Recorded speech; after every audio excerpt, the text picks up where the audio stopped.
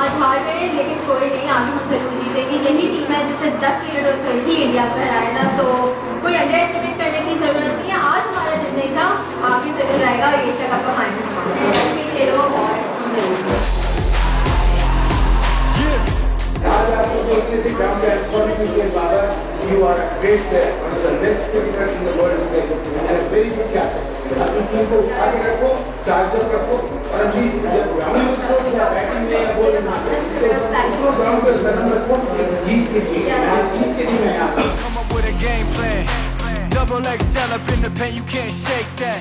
2017 की champions trophy में भी हम अलग से पहला मैच सही तरीके से हारे थे, लेकिन डर के नहीं खेले, डर के आगे जब वो हारी है तो ये लड़के के डर के